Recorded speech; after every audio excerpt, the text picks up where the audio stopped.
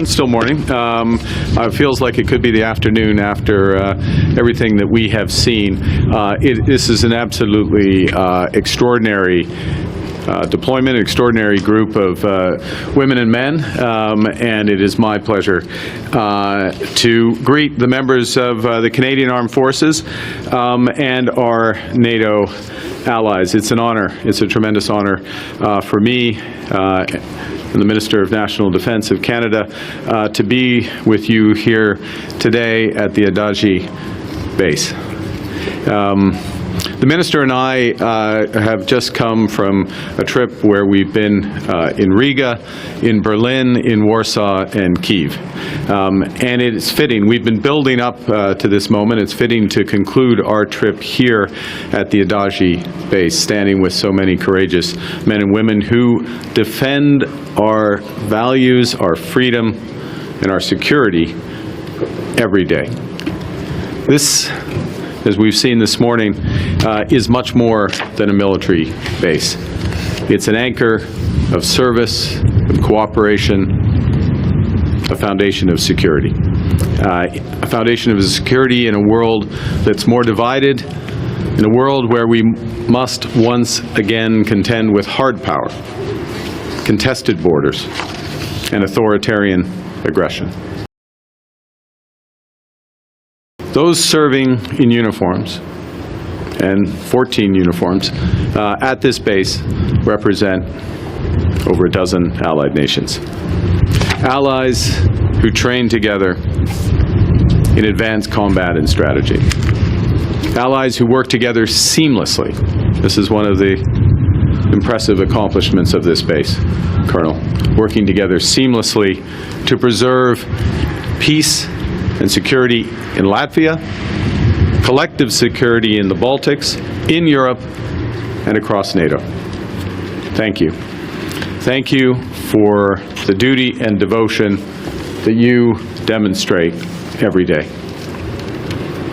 When the Minister and I were in Kyiv on Sunday for Ukrainian Independence Day, it would be difficult for us to overstate the enormous gratitude that was conveyed to us by the Ukrainian people for Canada's contributions and the contributions of our allies to their freedom and independence.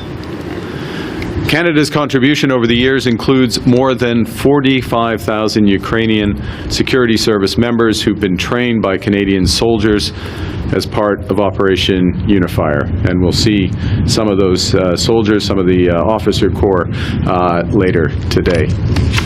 Ukrainians know that Canada and our allies stand with them. They know that their cause is our cause, that we stand with them for freedom, for democracy, and in independence. And so it was in 1991 when Canada became the first G7 nation to recognize Latvia's independence. The 34th anniversary was yesterday. We recognized that independence after Latvia had courageously reclaimed independence after decades of Soviet rule.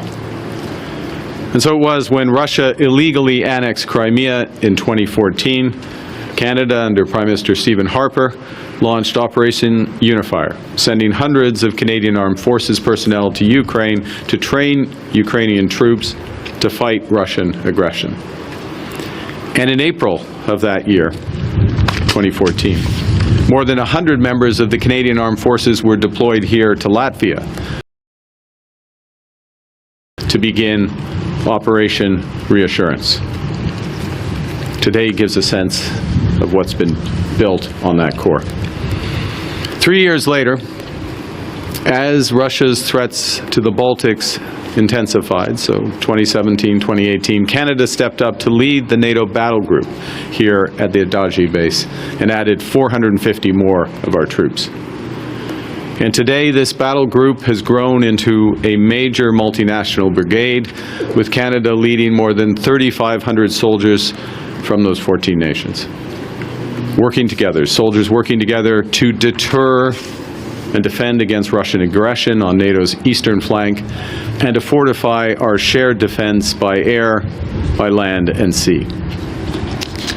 Since its inception, the need for Operation Reassurance, unfortunately, the need for Operation Reassurance has only intensified.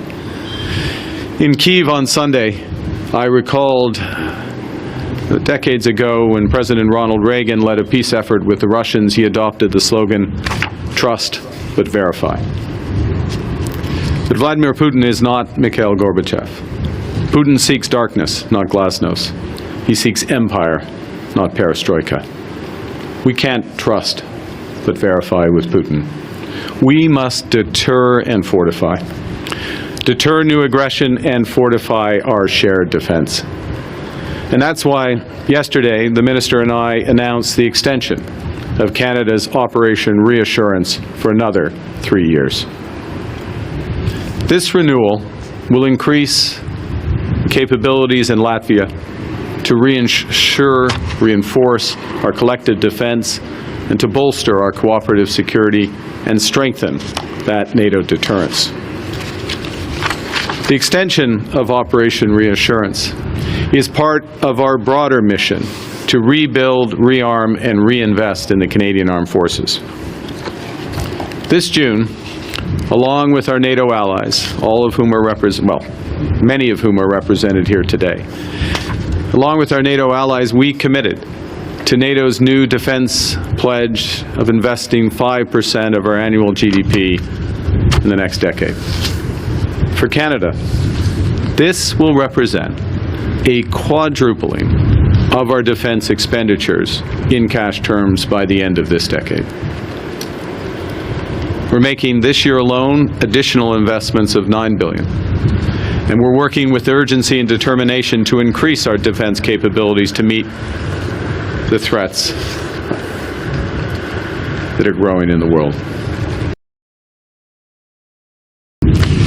In moments of crisis, when people see the maple leaf on a sleeve, they see hope, and they get help. And the pay of our soldiers should reflect the weight of their responsibilities.